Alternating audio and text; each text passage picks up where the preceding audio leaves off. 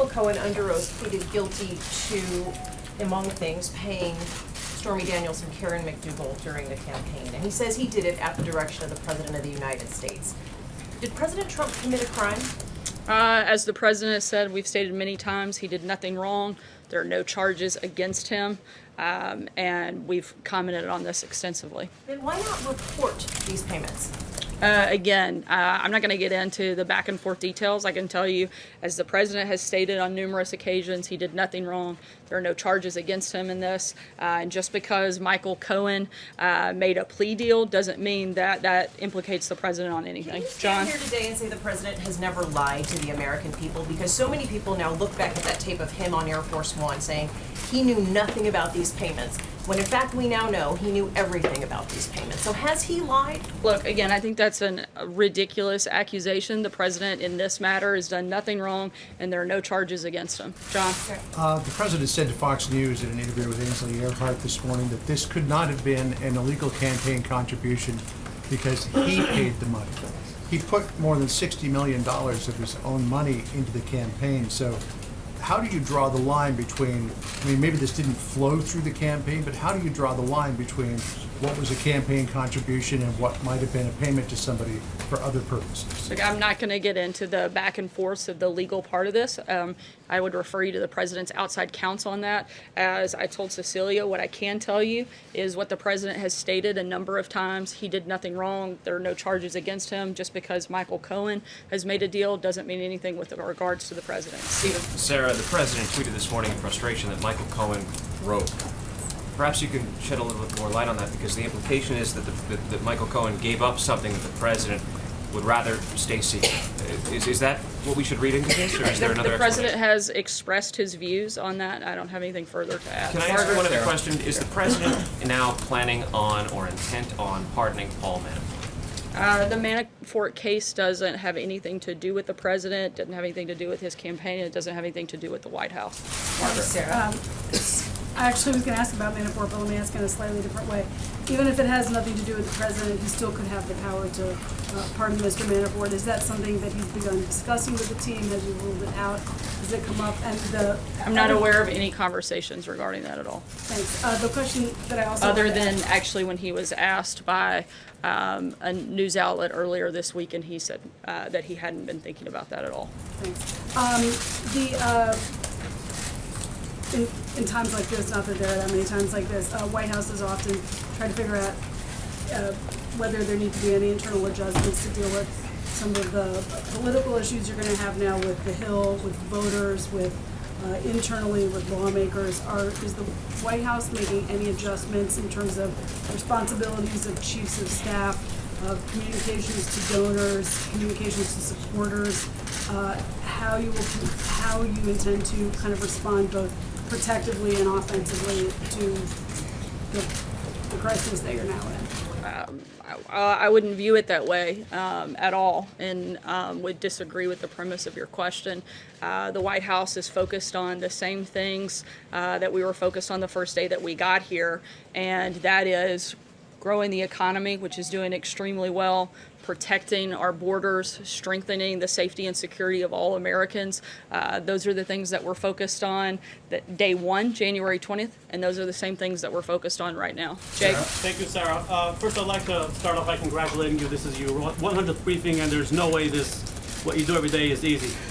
I've got two real quick questions. First of all, our colleague Jonathan Swan over at Axios recently wrote, and I quote, "Several top Republican operatives working on the midterm elections told me Trump's fanciful red wave predictions could depress Republican turnout and ironically serve to make any blue wave even bigger." So, are you familiar with any Republican operatives who would concur with this statement?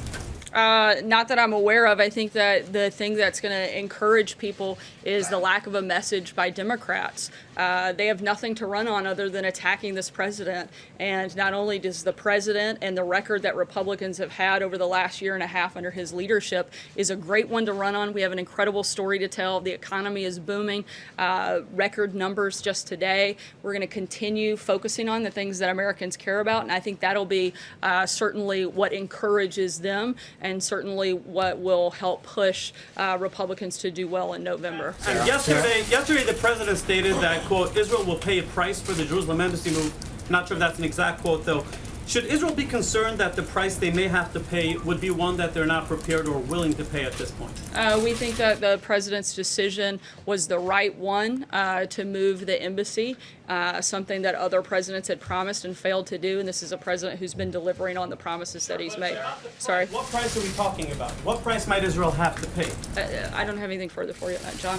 Thanks a lot, Sarah. Since those guilty verdicts yesterday in the Paul Manafort trial, the president has said some kind things about Mr. Manafort. He's called him a good man, a good person. He said he feels badly for what has happened to him.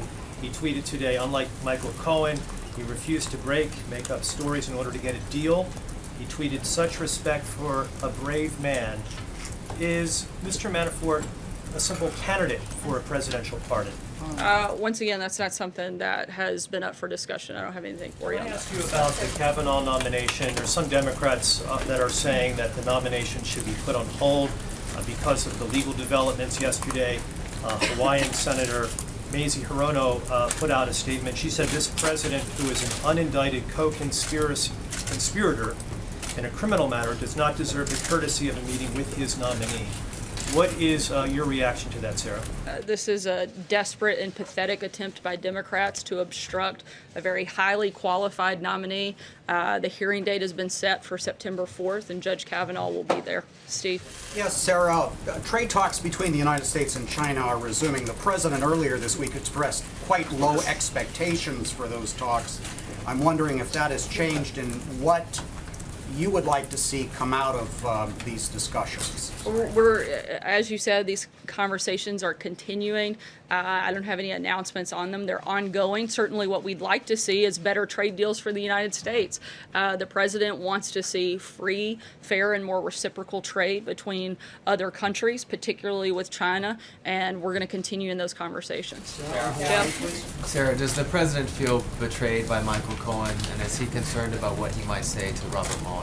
I don't think the president's concerned at all. He knows that he did nothing wrong and that there was no collusion, and we're going to continue focusing on the things that Americans care about and that we can have an impact on. One more question on trade. Do you anticipate a deal between Mexico and the United States on NAFTA this week? I'm not going to get ahead of any potential announcement. For decades, NAFTA has harmed American workers and cost the U.S. billions of dollars. We're focused on making sure we deal with and address those problems, and we'll let you know when we have an announcement. Thanks, Sarah. In his interview today, the president said he found out about those payments that Michael Cohen made later on. But he's on tape discussing how to make one of the payments with Michael Cohen, so before the payment was made. So how do you explain that? Once again, I've commented on this pretty extensively. What I can tell you about this is that the president did nothing wrong. There are no charges against him. There is no collusion. For anything beyond that, I would refer you to the president's outside counsel. Rudy Giuliani is not a taxpayer-funded spokesperson for the president. You are. So how can I'm you not aware of explain that. something the president said today on the grounds of the White House that seems to contradict an audio that has been confirmed that it is of the president saying that? Once again, I have addressed this a number of times. Just because you continue to ask the same questions over and over, I'm not going to give you a different answer.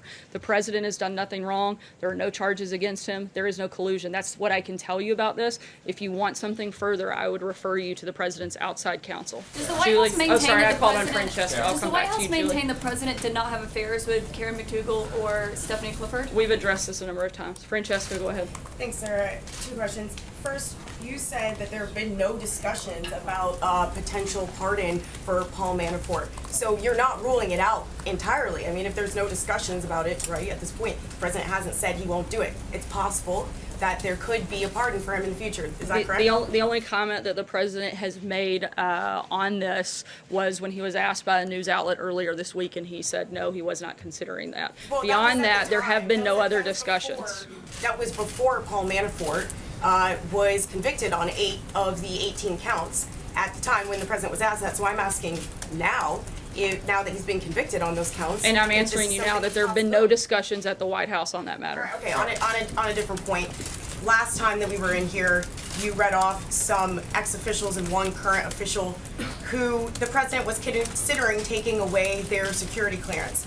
I wanted to follow up on that and ask you, first of all, who was conducting that review to determine whether or not those security clearances will be pulled? And second of all, I wanted to ask you about a tweet that the president said saying that he thought that potentially James Clapper is being nice to him so that he doesn't lose his security clearance.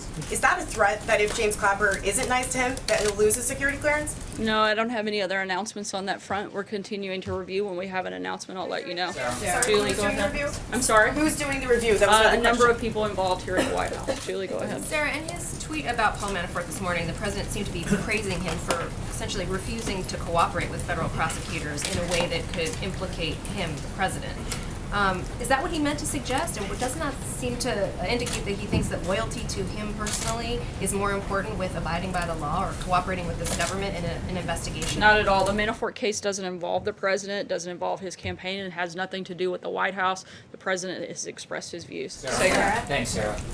Michael Cohen's lawyer has suggested publicly that there is new evidence that they would like to present about foreknowledge of election hacking. So does the White House maintain there was no foreknowledge of any election hacking during the 2016 campaign? I'm not aware of anything, no. Sarah, two questions as well for you. Given that 5 convicted felons are now linked to the president or his campaign, and given that the president promised to hire the best people, did he fail to live up to that promise? Look, the president has employed thousands of people in his lifetime and had incredible successes both in business and in the public service. He's the president of the United States. I think he's doing quite well. And can I just follow up on my second question, Sarah, just follow up on Cecilia, because I understand that you don't want to answer the same question a million times, and you've said the president did nothing illegal, but I didn't hear a response to the question. Did he lie to the American people when he talked about this on Air Force One? No, and the president's addressed this a number of times. Sarah, thank you. I have a couple questions. President Trump says he feels badly for Cohen and Manafort. One of the men pleaded guilty to crimes. The other was found guilty of crimes including tax fraud, which robbed the American public of tax dollars they were owed. Why does he feel bad for either of these men? Once again, the president has expressed his views on this matter, and I have nothing else to add on that. Just to follow up on that, does he believe that there's an intrinsic problem with the Justice Department, or does he only believe if someone who is close to him is a victim of the Justice Department? Yeah, I think we've certainly seen a lot of concerns come out of some of the activities of people that worked at the Department of Justice, whether it's Peter Strzok or Lisa Page or James Comey. We've walked through those a number of times, and certainly I think it's given cause for a lot of Americans, some of the activities those individuals engaged in. When the person in question is someone who's close to him, the president paints them as a victim, as if his own Justice Department is not doing its job. Again, certainly the president has expressed his views on this matter, and he's raised concerns about a number of other problems that he's seen within the Department of Justice. Hunter? I wanted to follow up about the earlier question about the president's comments on Fox News with regard to the payments to Ms. Daniels and Ms. McDougal. When exactly did he learn about them? And also, are there any other payments he has now become aware of? Or are those the only 2 women who've received money for agreeing not to repeat their stories of alleged affairs with the president? Once again, I've addressed all that I'm going to say on the Cohen issue. For those specific questions with more details, I would refer you to the president's outside counsel. If we're going to refer such crucial matters to the outside counsel, can't we bring them in here for the briefing? They don't work here at the White House, but I would certainly encourage you to reach out to them. John? Sure. Thank you, Sarah. Going back to the security clearances, all signs are this is the first time a president personally has been handling the removal of security clearances. It's usually been done by superiors, even in the last 2 big espionage cases of the Cold War, the Irvin Scarbic case of 1961 and Felix Bloch of 1990. The Secretary of State pulled the security clearances of people accused of espionage. You said, the president, that others are reviewing it. Who are these others reviewing it, and does the president take a personal role in the potential removal of security clearance? Certainly the president has the constitutional authority to do so. I know this will come as a shock to you, but I'm not aware of the details of those specific cases that you outlined. But the president has the authority to make that decision. He's also consulting with members of his national security team and members of his legal team here at the White House to make those decisions. Is he also considering a policy of just simply having all security passes turned in when someone leaves government service? I'm not aware of that. As a policy, certainly we would like the ability, if needed, to be able to consult with individuals on national security matters. But they do feel, the team here, that we should look at the security clearance process as a whole. My understanding is that there are roughly 5 million people that have security clearances here in the United States, and we'd like to take a look at the overall process of who has and who maintains those security clearances. Deborah. Yeah, you're right about the president having constitutional authority, as far as I understand, about security clearances as well as pardons. So I guess the question I have is, even though he has that authority, is anybody in the White House thought about putting together boards that would look at security clearances for former personnel and pardons as well? Because the president doesn't seem to be consulting the pardon attorney in the AG's office much. Is he consulting people? Has he thought of doing something that would be more transparent, perhaps? Certainly, as the review of the security clearances, there is a working group that is looking at the overall security clearance process and who maintains those and whether or not those are needed across the board within government. In terms of the pardon process, again, the president has the authority to carry out those decisions. He takes input and looks at them on a case-by-case basis. Kristen. On that Sarah, security clearance Thank you, board? Sarah. Kristen, go ahead. Go ahead. back to Sorry, you. it's on that you said that there are people who are looking at security clearances. Can you tell us who they There are are? a number of members on the national security team. I'd have to get back to you. I know that the chief of staff is involved in that process. Sarah, thank you. Earlier this week, the president told our colleagues at Reuters that... Can you speak up? I'm sorry. Sorry, the president said earlier this week to Reuters that he could run it in reference to the Mueller investigation. What did he mean by that? The president has said many times that he's chosen to remain uninvolved in this process, and that's where we are right now. If we Is have that an anything indication further, that he's thinking about taking some type of action against Special Counsel Robert Mueller, like revoking his security clearances? I'm not aware of any conversation around that. Sarah, is it an indication that the president sees himself as above the law? Not at all. Raquel, go ahead. Hi, thank you, Sarah, very much. Some legal experts and lawmakers are saying the president is corrupt and that there are ground for an impeachment case. Is the White House concerned about that? That could have an effect in the elections, the midterm elections, and also, does the White House take these allegations seriously? Certainly, we take allegations seriously. The idea of an impeachment is, frankly, a sad attempt by Democrats. It's the only message they seem to have going into the midterms, and I think it's another great reminder of why Americans should support other like-minded candidates like the president that are actually focused on continuing to grow the economy, continuing to secure our borders, continuing to focus on the safety and security of all Americans. I think that the biggest contrast you could possibly make is the message of the Democrats, which is nothing more than attacking the president and looking at cheap political stunts, while this White House and Republicans in the House and Senate are focused on actually doing good things for the American people.